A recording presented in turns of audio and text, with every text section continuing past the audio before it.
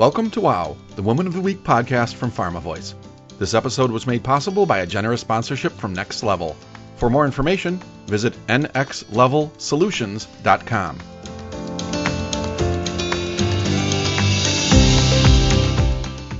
In this episode, Taryn Grome, Editor-in-Chief of Pharma Voice magazine, meets with Laura Niklason, MD, Ph.D., Founder, President, and CEO, Huma Site.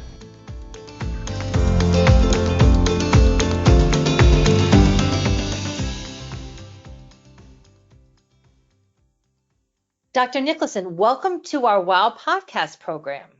Thank you so much for having me. I'm delighted to be here, and it's an exciting time for our company and for me personally. I can't wait to dig in. Laura, it's good to connect with you again. You were a Pharma Voice 100 back in 2017, and since then, the company has just gone crazy, bonkers, great stuff that's happening.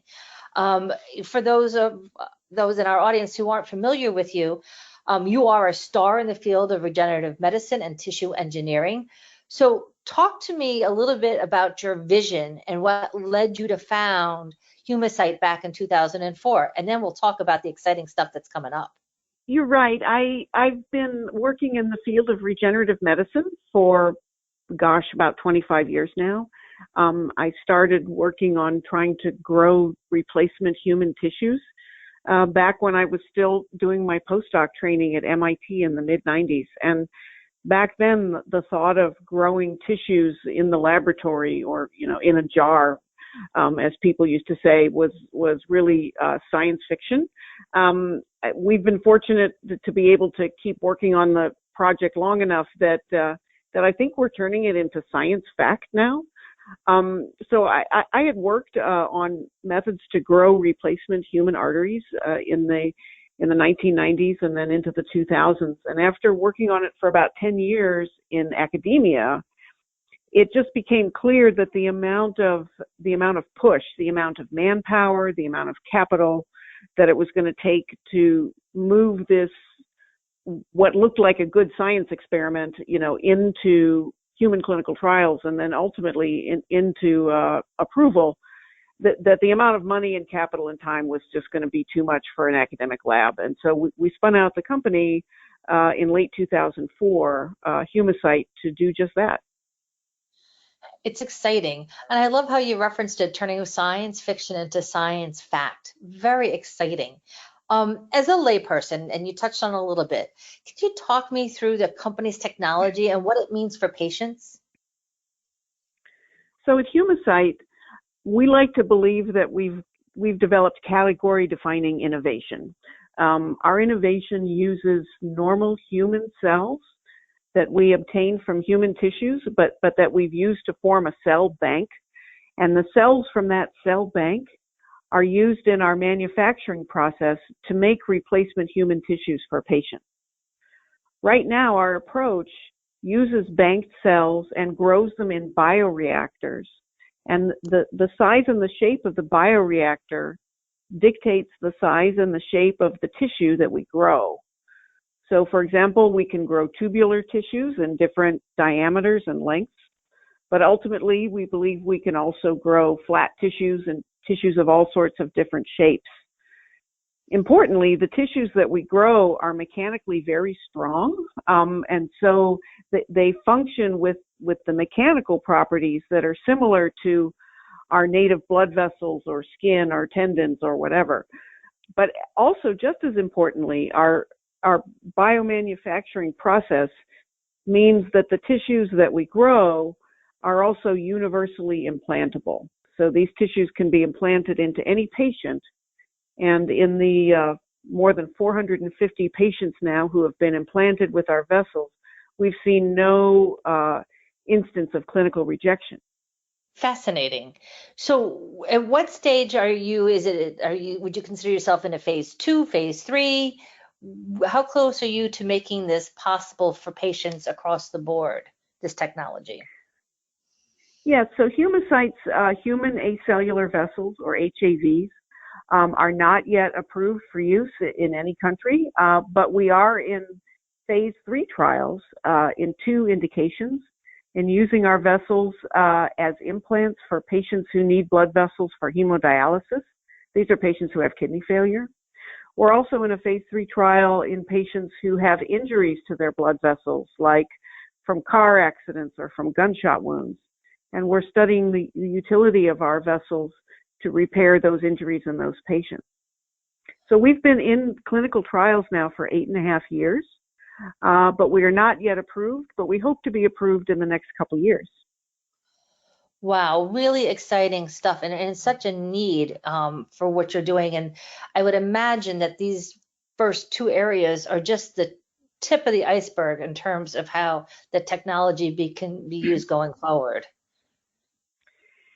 Yes, we're excited about the different possibilities that are out there. We also have phase 2 trials underway using our vessels to treat patients who have blockages in the arteries in their legs. These patients often suffer painful walking, and the artery blockages can be so severe that these patients can undergo amputation because they don't have enough blood flow. So we've used our vessels in dozens of patients who have severe blockages in their leg arteries, and in some cases we believe we've helped some patients avoid amputation. So it's a very exciting place to work because we're providing essentially off-the-shelf replacement tissues or off-the-shelf spare parts for patients who need tissue replacements, particularly in vascular disease. Amazing. Science, fact, indeed. Since you've taken the helm of Humacyte as CEO back in October 2020, the company has made a number of agreements, and you are taking an innovative path to becoming a public company. So tell me what this next part of the journey looks like for Humacyte. Well, in February of this year, we announced the intent to perform a merger with a SPAC company, a special purpose acquisition company called Alpha Healthcare. That was in February, and we're actually very close to completing that merger now. In fact, the shareholder vote for Alpha Healthcare to approve the merger is scheduled for the 24th of this month, so it's right around the corner. We anticipate that after the completion of the merger, we will be traded as a public company. Our ticker will be Huma, H-U-M-A, and we'll reconstitute a new board of directors, which will contain some of our existing board members, but also some new exciting additions to the team. Really exciting. What are some of those learnings that you've been able to glean over the last couple of months since February? You know, taking a company public, your first year as the CEO. What are some of those lessons you've learned? Well, I think in terms of the process of going public, particularly with the novel mechanism of doing a reverse merger with a SPAC, frankly, it's a lot of people who are going public by this mechanism are doing a lot of learning in real time. We've had to partner closely with some of our investment bank colleagues who are expert at SPAC transactions to understand the SEC requirements and to understand the rules of the road for interacting with investors, as well as folks in the two companies. So I've had to learn a lot about SPAC-related transactions and finance, but I think I've also I've had to learn a lot about messaging with investors. Certainly, as the founder of Humacyte, 16 years ago, I've certainly had many meetings with investors over the years and prospective investors, and with various investment bankers. But in the process of moving from being a private company to being public, the importance of uniformity and consistency of messaging becomes just paramount. And so the importance of being clear and concise and consistent when you deliver statements about the company or the technology or what you think may come in the future is just really critical. And that's been a big learning for me. And you did all of this during COVID, of course. And how did that change some of those conversations?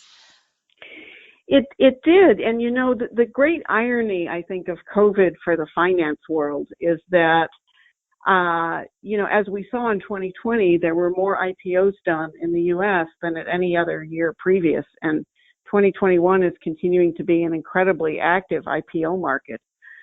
So it's a great irony. I actually think that financial transactions such as ours are actually maybe a little easier if you can talk with people, if you can talk with investors and analysts and bankers in a rapid fire virtual format. So on the one hand, I think communicating in that setting is just inherently harder. But if you can have 6 or 8 investor meetings in a day without having to travel to 6 or 8 cities, that's a huge boon. So it's on the one hand, I think, again, the importance of clarity of communication and making the message easy to understand is so important if you're trying to communicate through a computer screen. But boy, you can talk to a lot of people. Yes, and it's. I would imagine that when I've talked to CEOs in the past who have done those investment meeting rounds, and they're like, 25 cities in 40 days, and it's just exhausting. So, yes, while it's a little bit different, it also seems to have worked very well for you. It has enabled us to have multiple meetings, again, with multiple investors, and that was really one of the reasons that we decided to go the SPAC route for taking the company public.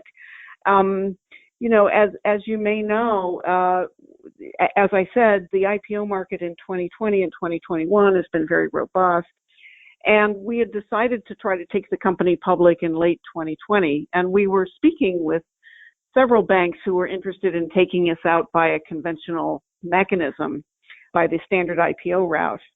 But we became interested in the SPAC route because, frankly, it gives you more time in advance of the announcement and then post-announcement. It gives you more time to interact with investors and have actually multiple meetings to talk about the company and the technology.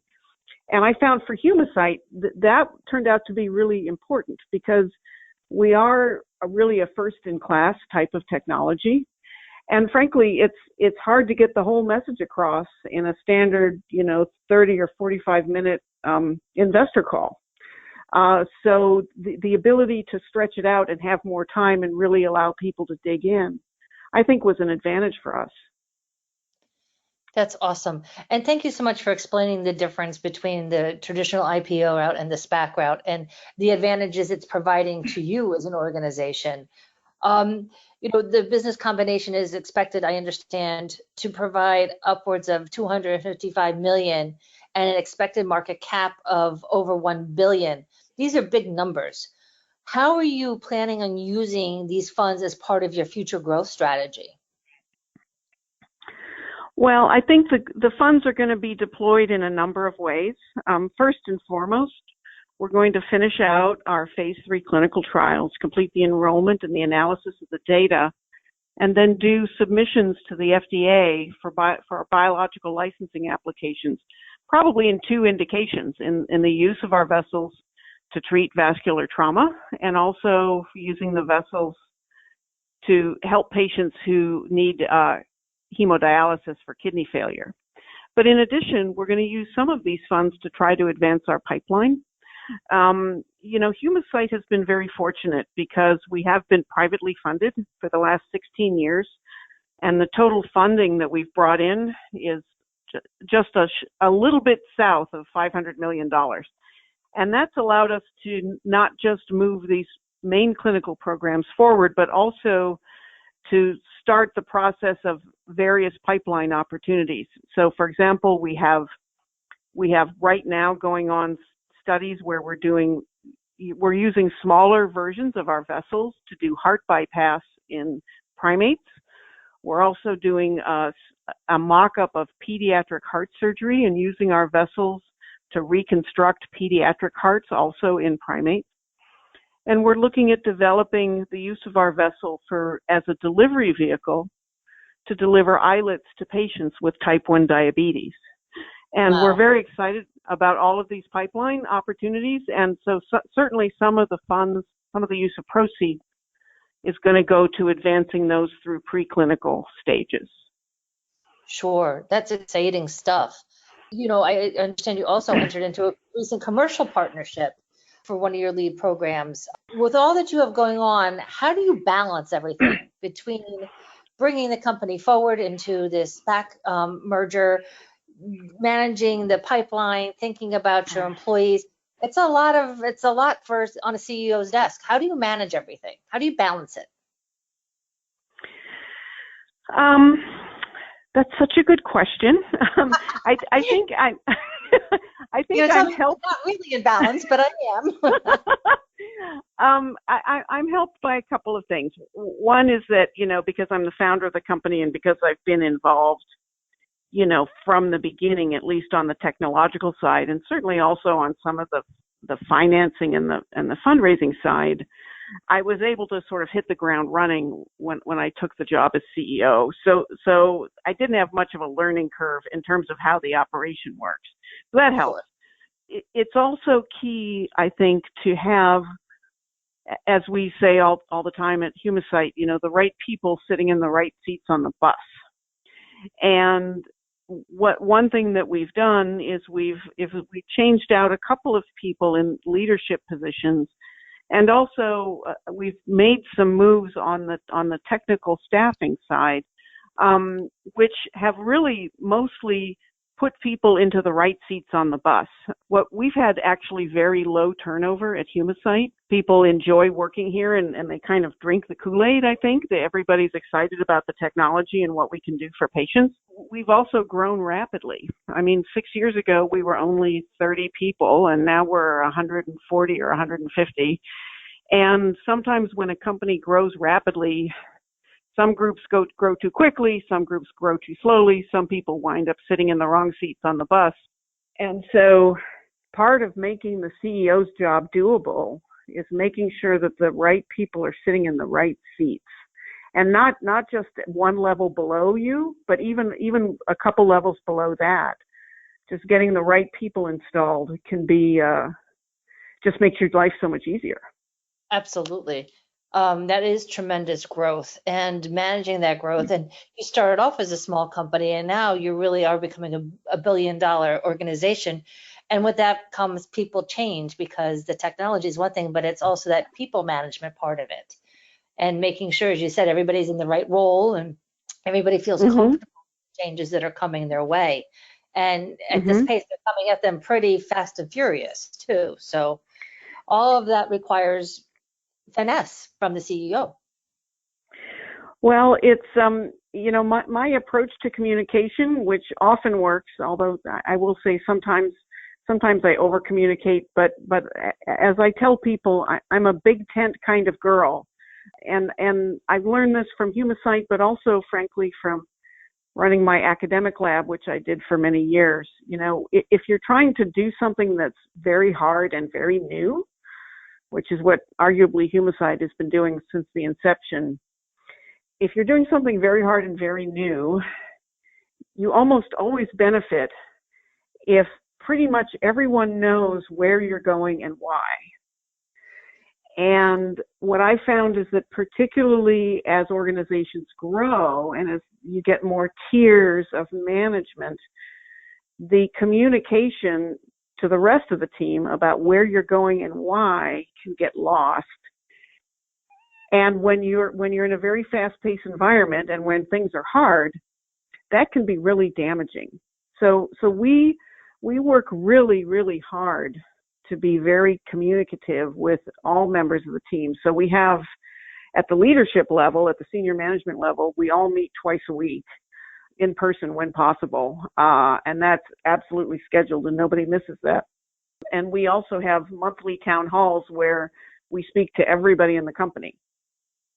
I think those are great pieces of leadership advice. So clear communications, often communications, and making sure that you understand that the vision is clearly communicated. So kudos to you for laying out the vision so well that you've been able to grow the company so successfully. That leads me into my next question set here, and I'm going to brag on you a little bit if you don't mind. So keep your blushes to yourself.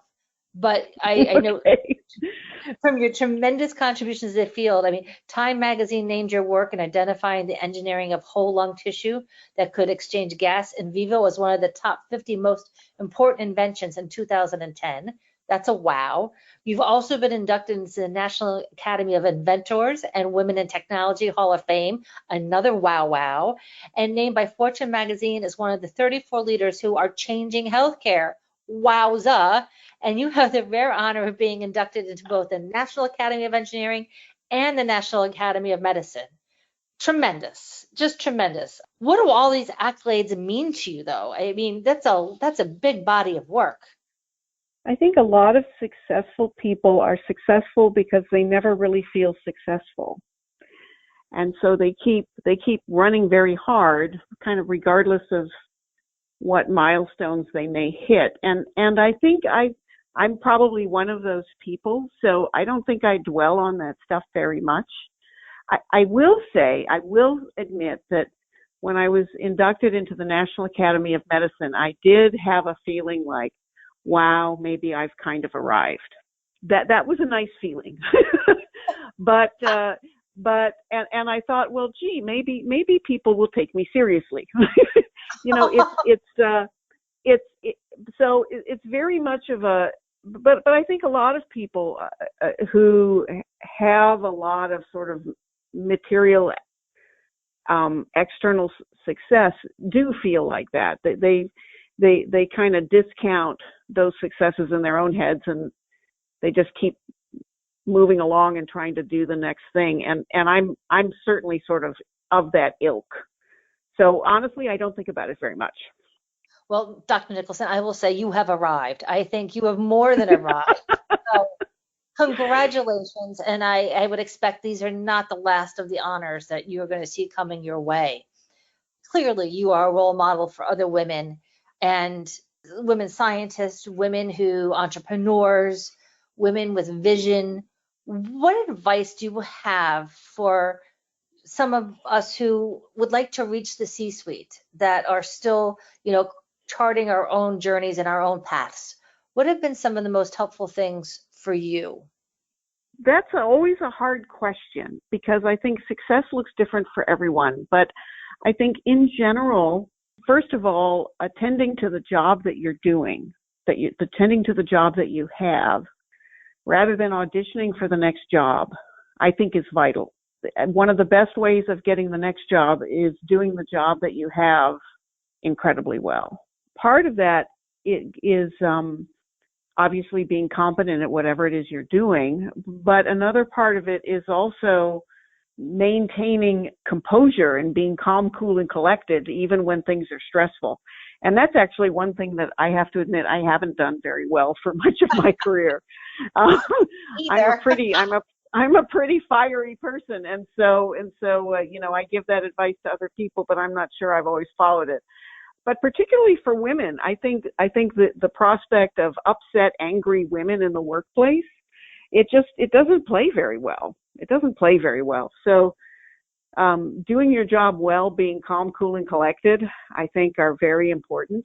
But also another thing that was said to me once by our former CEO, Carrie Cox, who's another sort of very successful woman in biotech and pharma, she said to me once, there is no career fairy.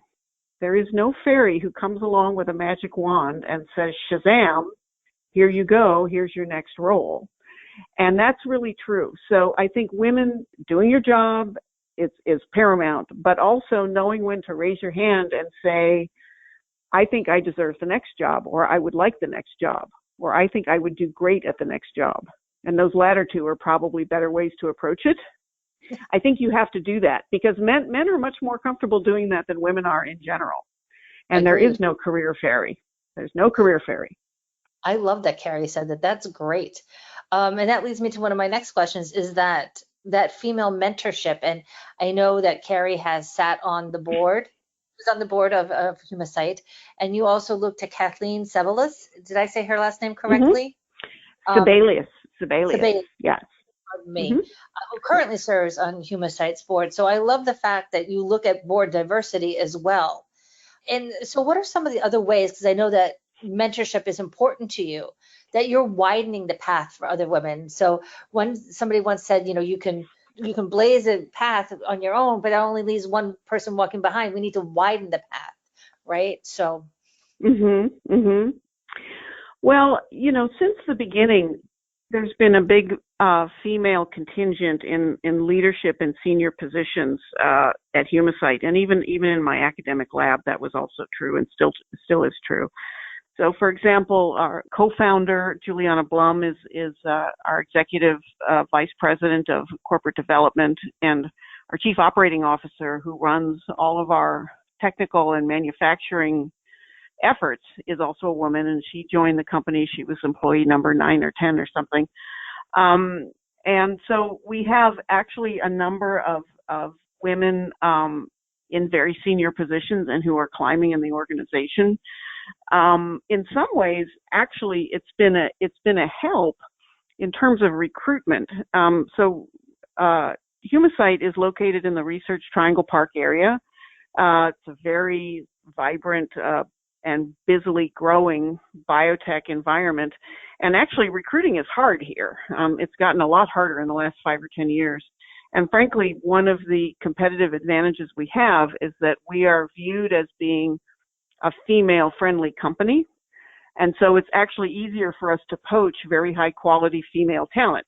So it tends to reinforce itself. And one thing I will say is that I know I've read articles about, boardroom behavior or meeting behavior, and about how women tend to get either ignored or talked over or something like that. And one thing I can say proudly is that absolutely never happens here. That's awesome. That's awesome. And I also know that you are very much focused too on equity, and you've hired 2 EDI champions, and you're setting a strong example of what a more equitable future of biopharma could look like. Tell me about this work that you're doing. Well, these were not new hires. These were actually existing employees who wanted to take on the role of diversity champions. And we're happy to support that.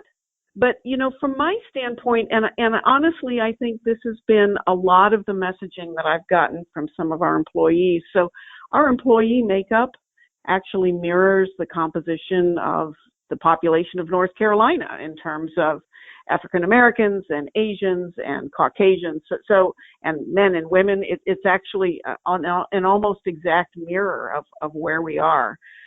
So that makes me feel good, because it makes me feel like we're recruiting appropriately. But for me, I think the most important thing here is inclusiveness. And it really also falls under the banner of being a sort of a hyper communicator and a big tent girl. If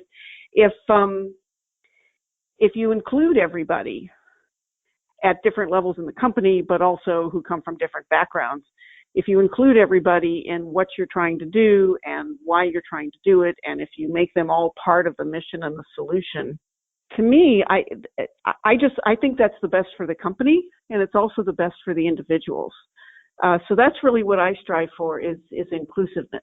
And that's often the piece that gets left off or left on the sidelines when we talk about equity and diversity. So I'm so glad to hear you say that. That's great. And congratulations to you on creating that positive work space for your employees, as well as for the community of Research Triangle Park. So I don't know that your competitors would be so thrilled with you about poaching, but that's okay. That's a different topic. It's a dog-eat-dog world out there, And your tent's big enough for everybody. I get it. I love it.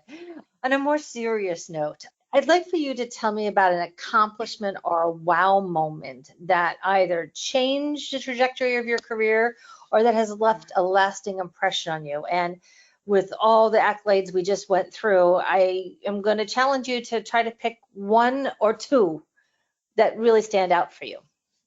Well, I'll give you two.